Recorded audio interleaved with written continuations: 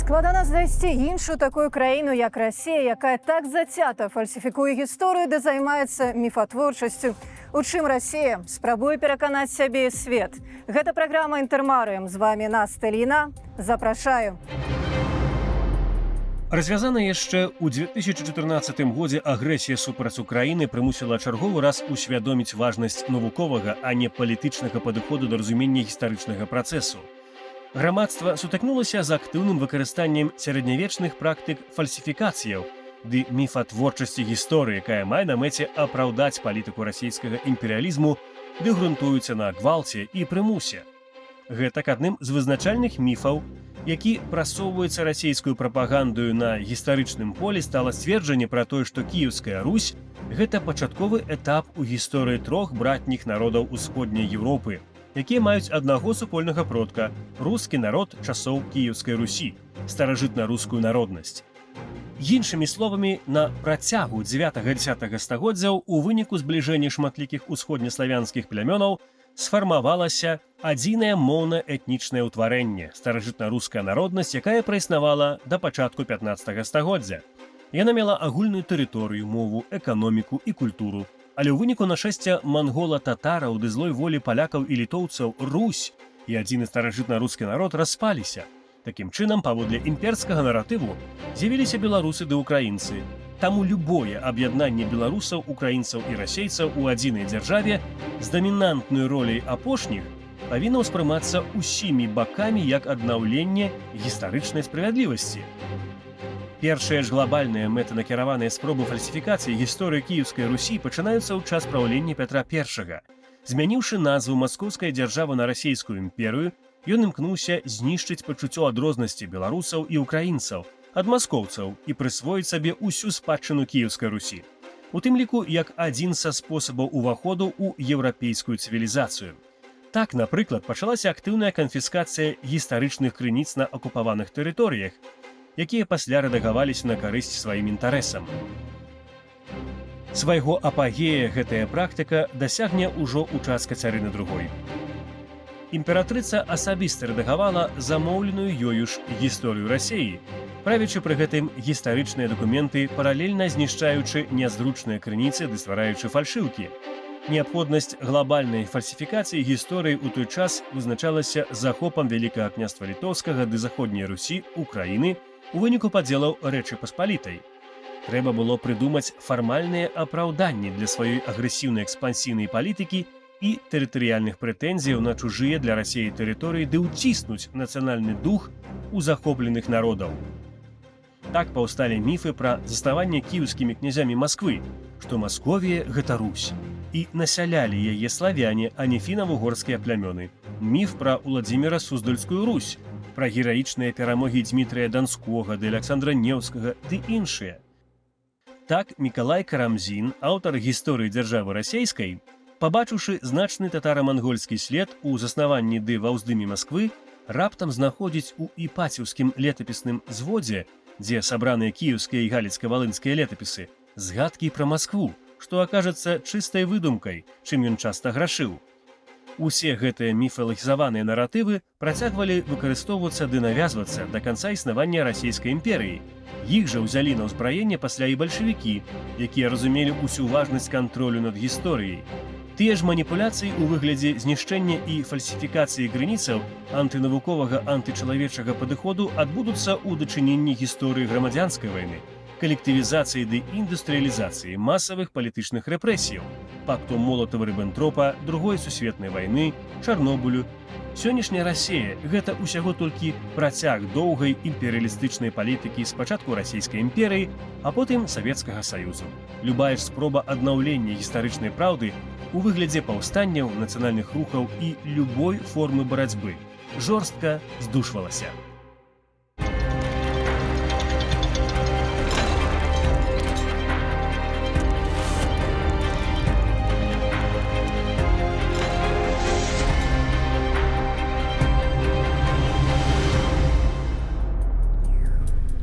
Дазвольце прадставіць мне маіх гасцей.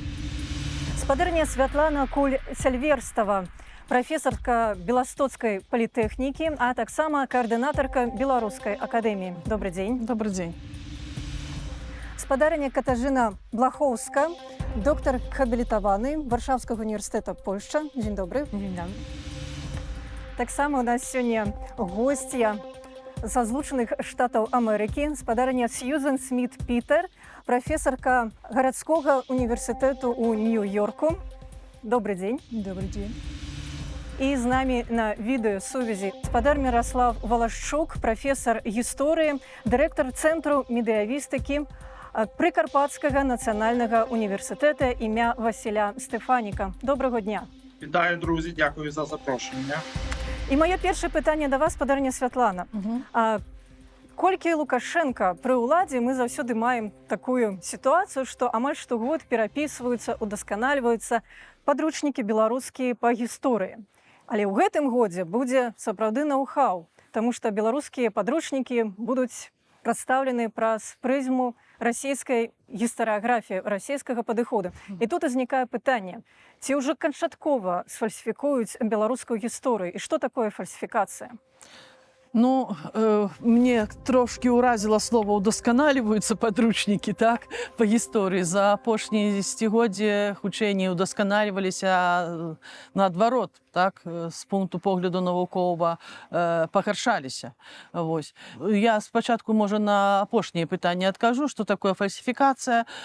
Фактычна, паводле дэфініцыі навуковай, гэта скажэнне фактаў ці маніпуляцыя гістарычнымі фактамі дзеля палітычных патрэбаў. Можно еще много говорить про это. Есть и методы выпрацаваны фальсификации, так, разностайные институты, которые этим занимаются, и нават законодаўчае зацверджанне, скажем так, практики фальсификации историчной минувшины, историчных фактов. Я бы поглядела на вот тое, что робится в Беларуси на сегодняшний день, так, с призмы того, что робилось в России, потому что у нас это отголосок той политики или той позиции, которая заняла российская держава уже в 21 стагоддзі.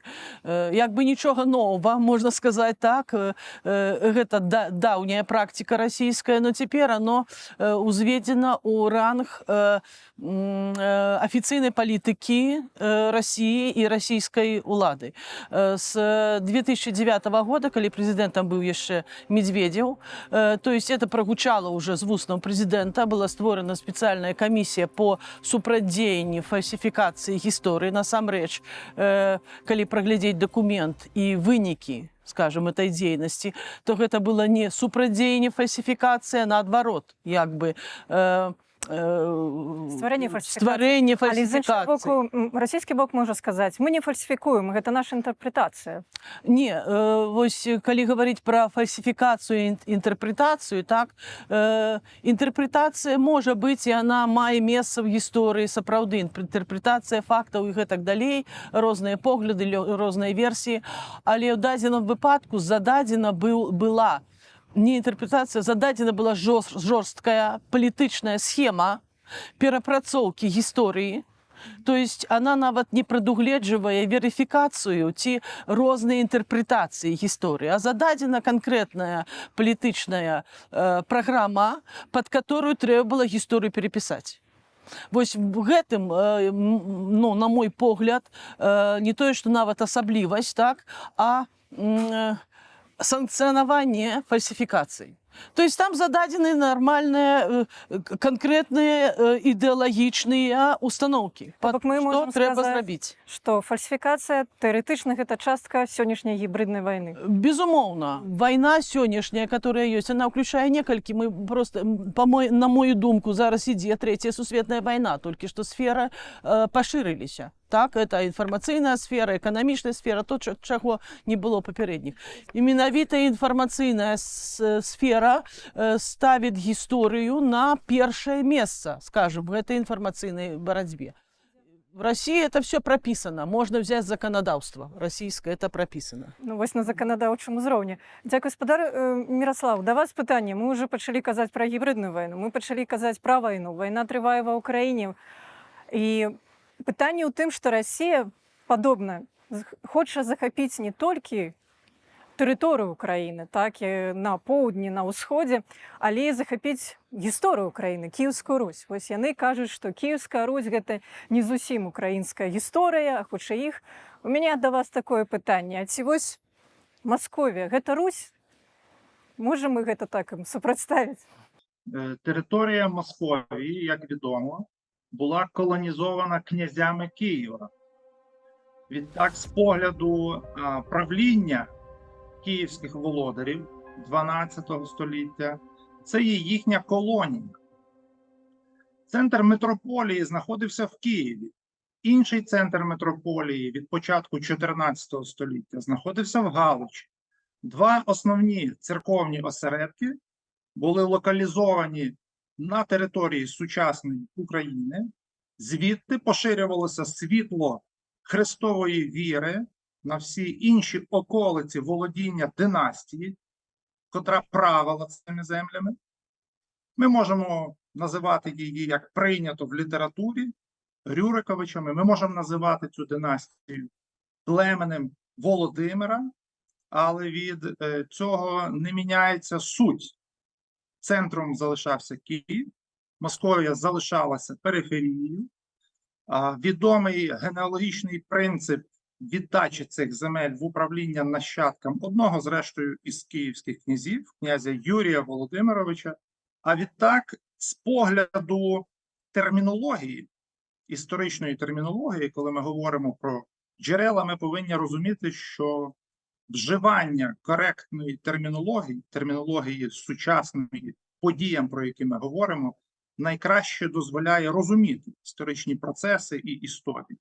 З погляду термінології для князів Мурома, Рязані, Москви в 12-14 століттях їхні землі Руссю не були, оскільки, виїжджаючи із Рязані до Києва, із Мурома до Чернігова, автори текстів літописних зазначали: князь їде на Русь. Ці території мають загальне найменування Залісся, воно добре відоме. Натомість територія Русі, зрештою навіть поняття Київської Русі, воно історіографічне.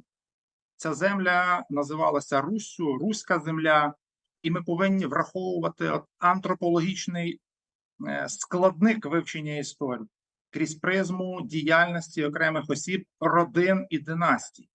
Території, про які ви запитуєте, Руссю не були. І Росією не були, бо Росія – це грецький термін, як відомо. І в 18 столітті, навіть ставши вже Російською імперією, в Європі, в цивілізованих країнах тогочасного світу, на мапах світу, територія на чолі з царями Московії маркувалася не інакше, як Московія, а іноді Татарія. Натомість Русь, під Руссю розуміли терени, включені в склад Речі Посполитої. Тут існувало Руське воєводство, яке було спадкоємцем традиції Русі, власне, тієї княжої в тому сенсі, власне, там з 11 століття починаючи і далі. Із монгольським вторгненням землі Залісся Руссю не стали. І це важливо пам'ятати про те, що спадкоємцями цієї руської історії в значній мірі, якщо у відсотках можна так, це дуже грубо застосований приклад, але якщо у відсотках порахувати, то, звичайно, сучасна Україна володіє більшим пакетом акцій на ось цей руський складник своєї історії. Дякую. Пані професор, Спадарыня прафесар, сапраўды, Кіеўская Русь, як значная частка Вялікага княства Літоўскага, сустварала Рэч Паспалітую. З польскага гледзяшча Польшча дакладна можа вызначыць на падставе гістарычных крыніц, што гэта сусед, з якім яна мела мяжу. Мяжа з Вялікім княствам Літоўскім, з Кіеўскай Руссю. Пытанне заключаецца ў тым, наколькі можна нахлусіць сваім суседзям, якія дакладна ведаюць сваю гісторыю. Калі Расія пачынае спрабаваць захапіць спадчыну Кіеўскай Русі, і наколькі суседзі могуць нешта ёй адказаць на гэта. Гэта ж частка іх уласнай гісторыі. Атрымліваецца, тут справа не толькі ў спробе скрасці гісторыю Украіны, але і гісторыі ўсіх народаў Рэчы Паспалітай. Я думаю, што тут мы даходзім да пытання інтэрпрэтацыі, калі мы гаворым пра з'яўленне такой прафесійнай расійскай гістарыяграфіі. Прафесійнай можна лічыць працу Васілія Татішчава, які памёр у 1750 годзе і быў аўтарам першай навуковай працы, прысвечанай гісторыі Расіі. Гісторыя расійская з найдаўнейшых часоў. Гэта цікавая справа, пра якую варта прыгадваць. Ён моцна працаваў, абапіраючыся на фундамент, ён працаваў з крыніцамі. У сваёй працы ён паказаў, прынамсі, так гэта прадставіў, што ў сапраўднасці Руссю, так як казаў спадар-прафесар, былі землі вакол Кіева.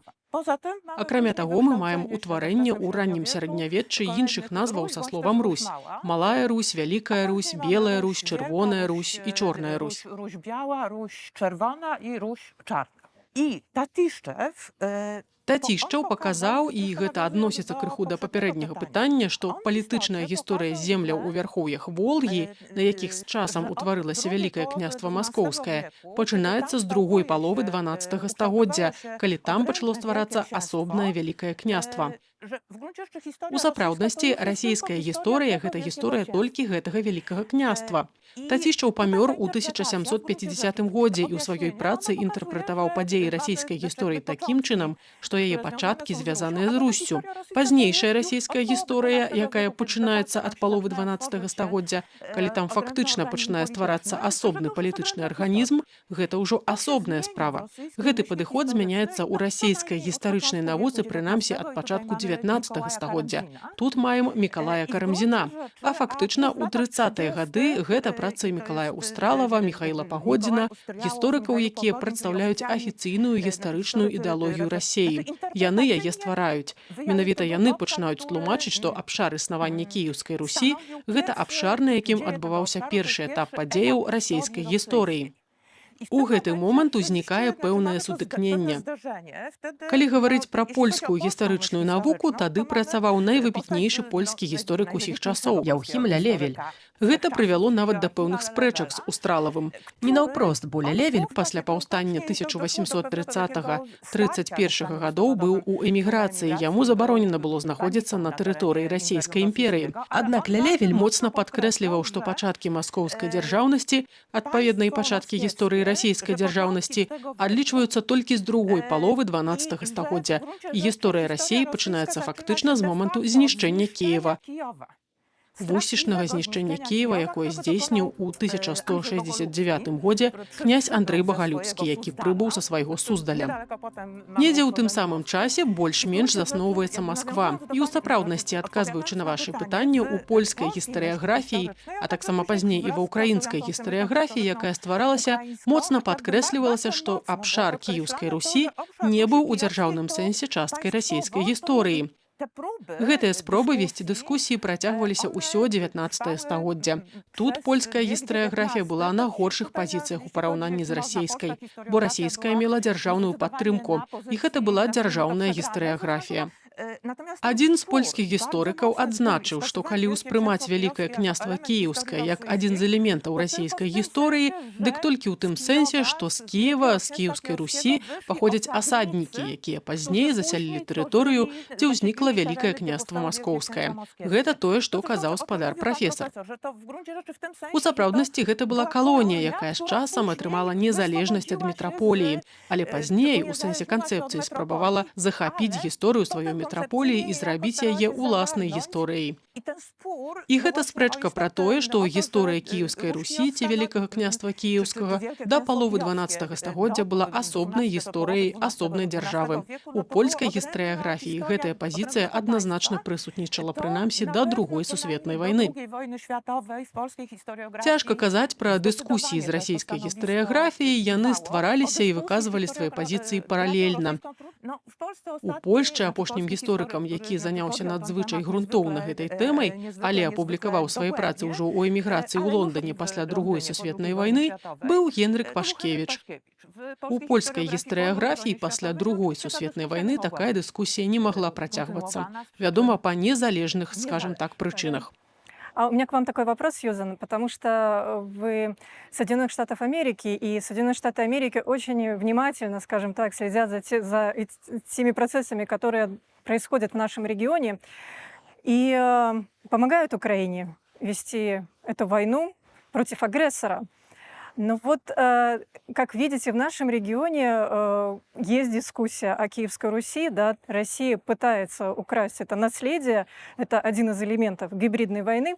А вот как в Америке, в академической среде понимают те процессы сегодняшние, которые происходят, понимают то, что как бы Киевская Русь – это Украина сегодняшняя, да, это ее наследие. Насколько сильны российские влияния в академической среде Соединенных Штатов Америки? Гэта сапраўды важнае пытанне. Дзякуй, што запрасілі мяне да ўдзелу ў гэтай дыскусіі. Я вельмі радая, што магу прадставіць амерыканскі пункт погляду на гэтую справу.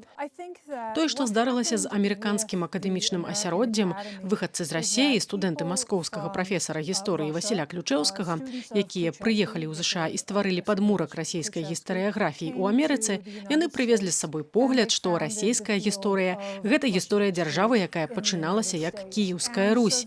І гэты погляд дамінаваў аж да пачатку поўнамаштабнай інвазіі Расіі ва ўкраіне. Ужо пасля пачатку інвазіі распачаліся асноўныя дыскусіі наконт таго, праўда гэта ці не, і яны ідуць дагэтуль. Украінцы заснавалі ўласныя гістарычныя асяродкі, напрыклад, у Гарвардзе, і пачынаючы з 1950-60-х гадоў выдаюць уласныя публікацыі па-ангельску. Яны і пачалі ў голас падкрэсліваць, што гісторыя Кіеўскай Русі – гэта не частка гісторыі Расіі. З іншага боку, калі паглядзець на тое, што кажа Сергей Плахій, вядомы ўкраінскі гісторык, то ён лічыць, што Масковія – гэта фармаванне, якое знаходзілася пад уплывам Кіеўскай Русі. Напрыклад, як Румынія развівалася пад уплывам тэндэнцый старажытнага Рыму, аднак памылкай было б лічыць, што Румынія – гэта пераемнік Рыму. Расія ж здолела пераканаць большую частку свету, у тым ліку амерыканскае акадэмічнае асяроддзе, што менавіта яна з'яўляецца сапраўднай пераемніцай Кіеўскай Русі, хаця насамрэч гэта не адпавядае рэчаіснасці. Ключэўскі гэта аргументаваў такім чынам, што была вялікая міграцыя людзей з тэрыторыі Кіеўскай Русі. Спачатку ва Ўладзімір, а потым у Маскву. Аднак гэта не падаецца праўдападобным. Тым не менш, гэты аргумент дапамагаў падтрымліваць наратыў. Доўгі час версія гісторыі Карамзіна і гэта нібыта пераемнасць ад Кіеўскай Русі праз Уладзімір да Масквы дамінавала. І мяне таксама вучылі менавіта такой версіі гісторыі Расіі. Большасць расійскіх падручнікаў таксама пачынаецца з гісторыі Кіеўскай Русі. Аднак і ў самой Расіі ёсць усё больш людзей, якія кажуць пра тое, што трэба перагледзець і перапісаць падручнікі.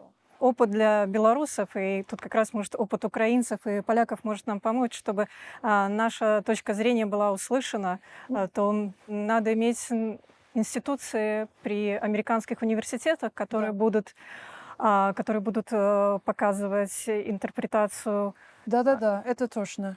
которая нам необходима. Калі паглядзець на гісторыю украінскай дыяспары, адна з найважнейшых рэчаў гэта тое, што яны здолелі сабраць грошы, каб стварыць уласны асяродак у Гарвардзе, украінскі гістарычны даследчы інстытут. Извините, я тут уточню, а вот собирание финансов, да, это диаспора делает украинская? Да, диаспора. То есть тут поддержки от американского государства довольно сложно найти. В первую очередь тут должна быть диаспора. Для нас это важный вопрос, потому что после 2020 года довольно большая волна миграции из Беларуси. То есть как сложно создать вот такие вот институции, на это года уходят. Бачыце, амерыканская сістэма спецыфічная. Калі вы хочаце нешта адкрыць, нейкі медычны асяродак ці бізнес-школу пры універсітэце, патрэбнае фінансаванне з-па-за яго. Урад, у сваю чаргу, хоча, каб універсітэт сам збіраў грошы з людзей ад згуртаванай вакол яго супольнасці. Тады яны выдзеляць нейкія дадатковыя сродкі, каб падтрымліваць функцыянаванне гэтай ініцыятывы. Аднак, каб стварыць штосьці з нуля, неабходныя грошы прыватных асобаў. І гэта тое, што здолела зрабіць украінская дыяспара. Таму, калі беларусы хочуць мець уласны даследчы асяродак, трэба паспрабаваць сабраць на яго грошы. Так працуе амерыканская сістэма і каардынацыя дзеянняў паміж прыватным і грамадскім сектарамі. Пасля Другой сусветнай вайны амерыканскі ўрад выдзяляў вялізныя грошы, каб даследаваць СССР. Аднак цяпер, калі гэтай краіны ўжо не існуе, наўрад ці знойдзецца фінансаванне на вывучэнне яе спадчыны. Пачаць збіраць грошы на уласны уласны даследчы асяродак, гэта першы крок, які можа зрабіць у дадзены момант беларуская дыяспара.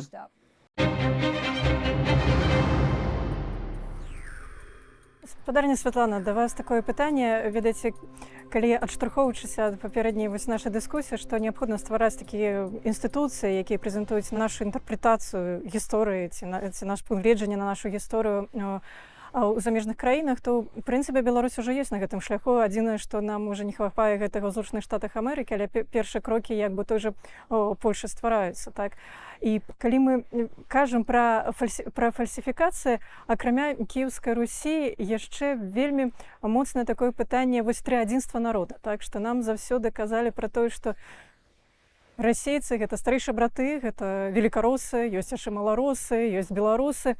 Калі гэта ўзнікае і наколькі расійская дзяржава, расійская гістарыяграфія, палітыка гістарычная вяртаецца да гэтага пытання, ў якія часы яна гэта выкарыстоўвае? Ну, по-перше, я хочу сказать, думала я над этим пытанием, вось, уникальная, парадоксальная ситуация, коли фальсификацией займались сами белорусы на корысть іншай державы. Калі праглядзець гістарыяграфію беларускую, пачынаючы, я не ведаючы ад Богуша Стрэнцевіча, вот ад тых часоў, так, а далей асабліва савецкія часы, Ігнаценка, Бацыдарскі, так, вось эта ідэя аб уз'яднанні беларускіх земляў з расійскімі, уз'яднанні всех трох братніх славянскіх народаў, яна трансліравалася і распаўсюджвалася беларускімі навукоўцамі. Вось. Як бы з падачы Масквы, з падачы расійскіх уладаў, но яе стваралі, распаўсюджвалі. Я памятаю, як я вучылася этой кніжкі, так, падручніка Бацыдарскага, где-то это была заглаўная як бы тэматыка. Сама ідэя аформлена з трох братніх народаў з'явілася, канешне, ў савецкія часы. Тады, калі ствараўся СССР, і трэба было абгрунтаваць як бы існаванне трох рэспублік, братніх славянскіх, так, украінскай, беларускай і расійскай, што яны злучыліся в адзін саюз. Таму што да гэтага часу існавала, між іншым, вот я гаварыла на пачатку аб прыёмах фальсіфікацыі, вот в расійскай гісторыі, гістарыяграфіі вельмі відавочны адзін метад, самы галоўны, падмена тэрмінаў. То есть, не, факты не будут скажаться, будут даты называться, прозвища будут называться, але замест Украины будут говорить Заходняя Русь, замест Беларуси будут говорить Заходняя Русь, заходнерусские территории, замест Польши будут говорить Привислинский край. То есть меняется термин, и он уже той, что он обозначает, он выглядает инакше. Так вот, в плане як бы яднання трох народаў тое самае, падмена тэрмінаў ідзе. То есть три братніх народы, так? Ці, как было до савецкага часу, адзін русский народ і великарусский народ, і ў ім як бы адгалінаванні, которые ўзніклі з сувязі или там польскім уплывам, так? Дрэнным, ці там паўплывалі там татары, ці што, ну як бы аддзяліліся яны, літоўцы, ну як бы варожа папрацавалі над этими сапраўднымі рускімі, так? І гэтыя племёна трэба далучыць, вліць в одно мора рускае, великарускага народа. Это падмена тэрмінаў. Ну, а уже в пасляваенныя часы, скажем, і вяртаючыся до таго, што пераробліваюць зараз падручнікі, так, под эту кальку, да им не трэба ничего пераробліваць. Взять подручники белорусские 70-х годов, где вот эта российская концепция вся была выкладена, на подставе написана, и просто перадруковать. Ну, такой подказку вы зараз Так, даеце. не, но, пробачьте, уже есть іншая традыцыя. Дзякуй Богу, з 90-х годов добра парупіліся беларускія гісторыкі. И все ж таки мы створили уже контент гістарычны, так, от которого не отмахнешься. Калі раней не было доступа до гэтых публікацый, до гэтых даследаванняў, до гэтых меркаванняў, тому что не было интернета, не было тых як бы сродкаў камунікацыі, то цяпер этот контент дасяжны. И в Беларуси, и па-за яе межамі, і ён значны, ён сапраўды магутны этот контент. А што датычыцца аб стварэнні чагосьці за мяжой, ну, ўжо такія як бы цэнтры, створаныя беларусамі і эмігрантамі беларусамі, они існуюць. І яны ёсць і выданні навуковыя, так, і бібліятэка «Камунікат», напрыклад. Это ввогуле магутная рэч, дзе сабраныя столькі прац. Ваша праграма, калі ласка, она ж таксама на это працуе. То есть тут не справа ў тым, што ствараць нейкія цэнтры, а просто развіваць, далей працаваць в этом рэчышчы, распаўсюджваць это далей, як бы працягваць тое, што ўжо працавана на працягу тут з 90-х гадоў, все-таки амаль 35 гадоў прашло, мінула. І ўжо хороший контент створаны, уже база ёсць. Нам просто далей трэба працаваць. Спадар Міраслав, да вас пытанне таксама ў кантэксце трох народаў брацкіх. Вось такая канцэпцыя, што адзін брацкі народ напаў агрэсіўна на іншы брацкі народ, а другі брацкі народ дазволіў выкарыстаць сваю тэрыторыю, каб адтуль ляцелі ракеты не адзін месяц і нішчылі таксама брацкі народ. Я ўсё ж такі выпускнік гістарычнага факультэта Беларускага універсітэту, і я памятаю, што мы гэту канцэпцыю вельмі вывучалі падчас атрымання нашай адукацыі гістарычнай. А вось як ва ўкраіне? Ці даўно адмовіліся? Ці пра гэта нехта ўвогуле ўзгадвае, пра гэта вось такое братэрства трох славянскіх народаў у гістарычным кантэксце? Ці ёсць нейкія парады, як навукова з гэтым можна змагацца? Дякую. Звісно, коли ви зараз слідкуєте за подіями в Україні, ви можете помітити, як українські спецслужби кожного тижня затримують, арештовують людей, що співпрацюють із ворожою державою, з державою-терористом. І, очевидно, ці люди вважають, що вони сповнюють місію трьох братніх народів і є частиною цієї ідеї, допомагаючи ворогу нищити нашу державу. Але історична наука в Україні, на мій погляд, на моє переконання, як професійного історика, і не тільки історична наука, але й українська філологія, українська культурологія, українська історія, зробили за 35 років велетенську роботу, велетенську гуманітарну роботу, результати якої ви бачите зараз на полях битв. Поля битв – це південь та схід України, а не умовно Львівська область чи Закарпаття. За 35 років виросло покоління українських громадян, які засвоїли основні уроки української історії, зрозуміли важливість вживання української мови і плекання розвитку української культури.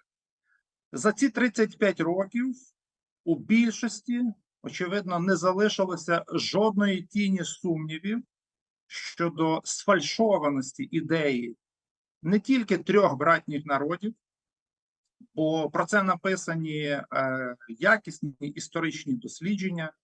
Я можу згадати світлої пам'яті Наталю Юсову, яка підготувала монографію, присвячену цій проблематиці, і продемонструвала, в який час готувалася концепція трьох братніх народів. В цей час, умовно, 30-х, 40-х і початку 50-х років брали участь в підготовці цієї концепції цілий ряд російських і, до речі, білоруських істориків, або таких, котрі працювали в Білорусі, наприклад, як Володимир Пічета, як Володимир Мавродін.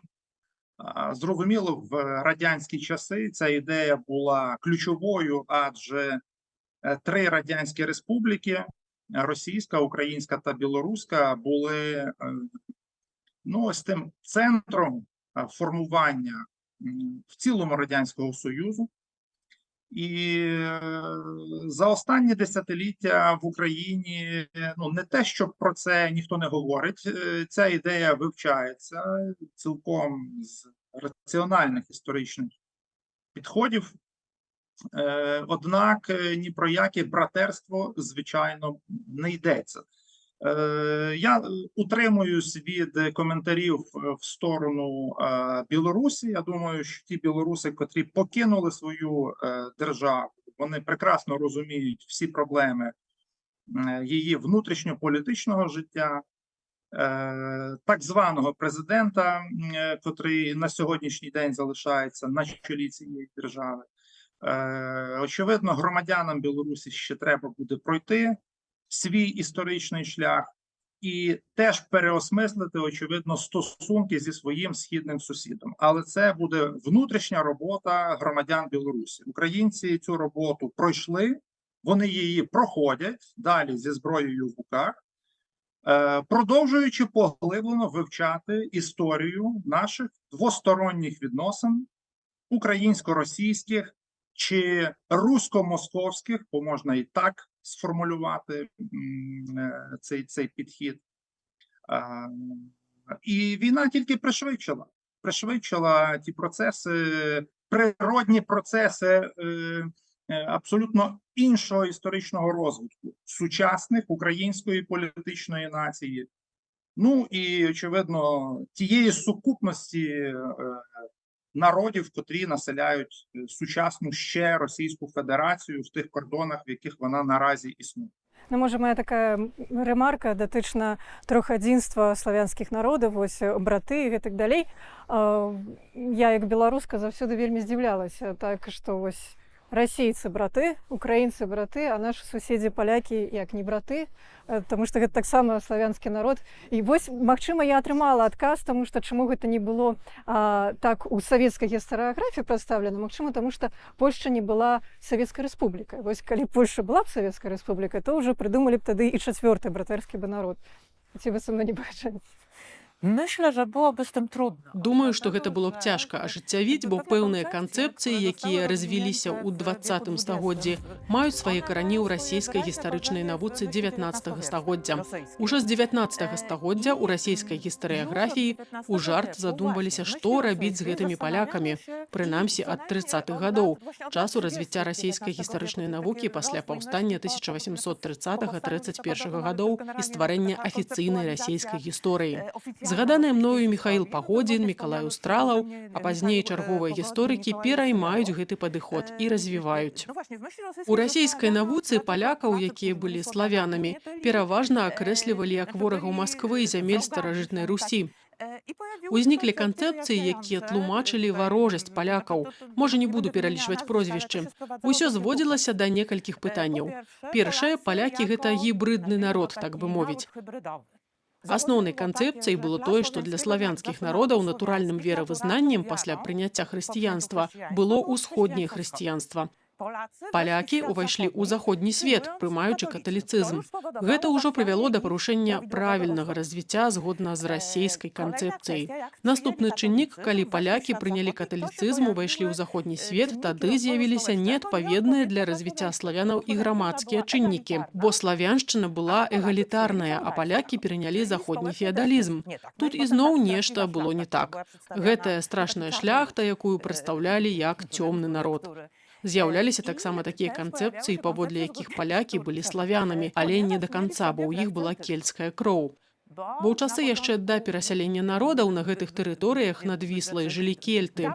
І палякі, калі прыбылі сюды, перамяшаліся з кельтамі, былі славянамі, але не да канца. Я тут прыводжу толькі некаторыя галоўныя пункты, якія развіваліся ў розных кірунках. Націск рабіўся на розныя элементы. Але ў асноўным у расійскай гістарычнай навуцы ў 19 стагоддзі і, вядома, пасля Першай сусветнай вайны ажно да Другой сусветнай дзейнічала асноўная устаноўка. Палякі былі ворагамі. Яны былі нават горшымі за ворагаў вонкавых, бо павінны былі быць часткай славяншчыны, а дзейнічалі супраць яе. Салаўёў стварыў такую канцэпцыю, з якой вынікала, што палякі былі ракавай пухлінай сярод славянаў, дзейнічалі супраць сваіх, бо знюхаліся з германскім светам. І тут, па сутнасці, неабходна было б моцна пастарацца, каб неяк палякаў уключыць у канцэпцыю адзінства, хоць пасля другой сусветнай вайны у СССР спрабавалі гэта зрабіць. У расійскай традыцыі палякі хутчэй былі элементам варожым, дэструктыўным, які больш небяспечны ў сваёй варожасці праз прыналежнасць да славяншчыны. Просто такі ўнутраны разбуральнік. Таму ў расійскай канцэпцыі 19 стагоддзя асобнасць беларусаў і украінцаў, якіх называлі маларосамі, была вынікам польскага ярма, горшага за мангольскае ярмо, бо манголы забівалі людзей, знішчалі дамы. Але тут, цытата аднаго з гісторыкаў, не краналі найважнейшых рэчаў – веры і мовы. Палякі забівалі душу, веру і мову. Манголы захапілі Русь мячом. Іншымі словамі, можна сказаць, што яны дзейнічалі нібы паводле права захопніка. А палякі захапілі Русь хітрасцю і дзейнічалі подступам, знішчаючы асновы грамадства. Адасобленасць беларусаў і украінцаў – гэта вынік хітрасці палякаў. Тут палякі выпадаюць з супольнасці. Цывілізацыйны разлом. Як цікава бачым, як гэта ў гістарычнай думцы, наколькі даўно ён паўстаў. Можа, моя такое апошняе, Сьюзан, да вас пытанне. Предыдущее вы вспоминали Ключевского, да, то, что мысль историческая была привезена в Америку Ключевским, да, вот этого региона. Я так понимаю, скорее всего, это 19 столетие, да. Потом идет период холодной войны, и во время холодной войны в американских университетах все-таки историческая мысль, вот школа Ричарда Пайпса была, которая могла рассказать и про историю России, и про историю Польши, и вот наших этих славянских народов, братьев, не братьев. А сейчас в Америке очень много институций, которые называются Eurasian Studies. Мы этот регион в принципе так не называем. Так нас почему-то называют там, за океаном. Вот историческая мысль, которых в этих институциях Eurasian Studies, на чьей они больше стороне? Хотя Eurasian, то есть на стороне Европы или все-таки Азии? На стороне России или еще кого-то? Гэта цікавае пытанне. Пайпс сапраўды ключавая фігура, я б хацела на ім крышачку спыніцца, аднак перад гэтым я мушу закрануць тэму фальсіфікацыяў у расійскай гісторыі. Таму што калі мы паглядзім на тое, што рабіў Пётр I, напрыклад, датычна Украіны, то фактычна ён, дзякуючы украінцам, і зразумеў, што патрэбная нацыянальная ідэя расійскага народу. Манахі з Кіеўскай акадэміі былі тымі, хто навучыў яго, што існуе ўкраінскі народ са сваёй нацыянальнай ідэяй. А значыцца, гэтая ідэя мусіць быць і ў расійскага народу. Перад гэтым у Пятра была канцэпцыя патрымоніі, спадчыны, то бок асабістага кантролю над падначаленымі яму тэрыторыямі. А вось дзякуючы Украіне ён зразумеў, што патрэбныя больш сучасныя падыходы, напрыклад, нацыянальная ідэя. Потым таксама ў расійскай гісторыі было шмат адаптацый украінскіх ды іншых ідэй на расійскі грунт. Аднак тое, што адбываецца з гісторыяй пры Пуціне, гэта, безумоўна, можна назваць чыстай фальсіфікацыяй.